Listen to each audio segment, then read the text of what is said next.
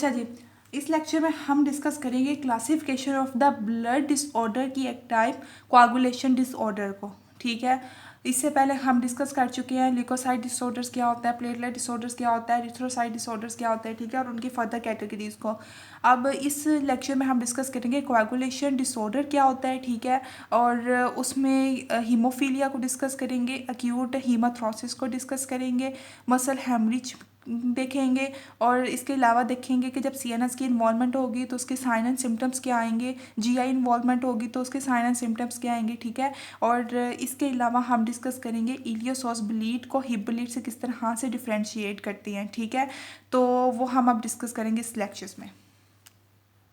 अच्छा जी, coagulation disorders, ठीक है, जो कि टाइप है क्लासिफिकेशन ऑफ ब्लड डिसऑर्डर की, कोआगुलेशन डिसऑर्डर्स। अच्छा, अब कोआगुलेशन डिसऑर्डर में सबसे पहले क्या चीज़ आती है, हीमोफीलिया। हीमोफीलिया बेसिकली क्या है, हेरिडिटरी ब्लड क्लॉटिंग डिसऑर्डर है। ठीक है, अब ये हेरिडिटरी ब्लड क्लॉटिंग डिसऑर्डर्स किस वजह से होता है कि अगर फंक्शनल प्लाज्मा क्लॉटिंग प्रोटीन की अबनॉर्मेलिटी आ जाए। ठीक है, अगर फंक्शनल प्लाज्मा क्लॉटिंग प्रोटीन की अबनॉर्मेलिटी आ जाए, ठीक है, तो उस वजह से क्या होगा, हेरिडिटरी ब्लड क्लॉटिंग डिसऑर्डर। ठीक है, अच्छा, अब हीमोफीलिया में जो ब्लीड होता है, ठीक है, वो ज़्यादा होता है देन द नॉर्मल। ठीक है, मतलब कि अगर जो फैक्टर्स होंगे, ठीक है, कौन कौन से फैक्टर, फैक्टर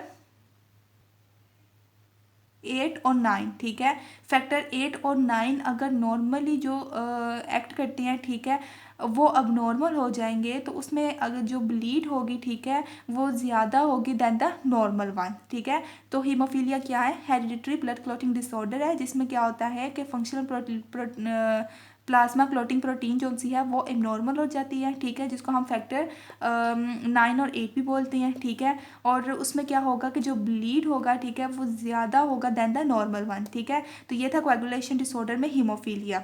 अच्छा, अब हम देखते हैं कि हीमाथ्रोसिस क्या होता है। ठीक है, हीमाथ्रोसिस में बेसिकली क्या होता है कि अगर ब्लीडिंग जॉइंट्स में हो, ठीक है, तो उसको हम बोलते हैं हीमाथ्रोसिस। ठीक है, हीम ब्लड और अथ्रोसिस जॉइंट। अगर हीमाथ्रोसिस हो तो किसमें क्या होता है, ब्लीडिंग होगी जॉइंट्स में।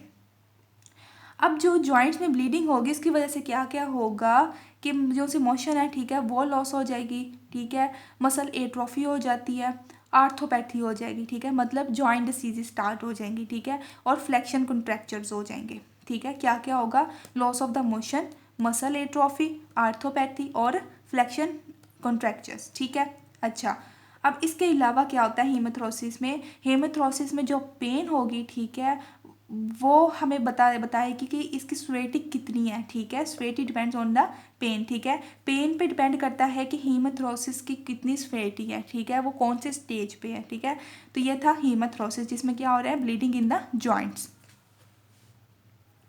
अब हम देखते हैं कि मसल हेमरिज क्या होता है। ठीक है, मसल हेमरिज, यहाँ पे मसल ब्लीड में क्या होगा कि ब्लीडिंग इनटू द मसल्स। ठीक है, हीमाथ्रोसिस में क्या हो रहा था, जॉइंट्स में ब्लीडिंग हो रही थी।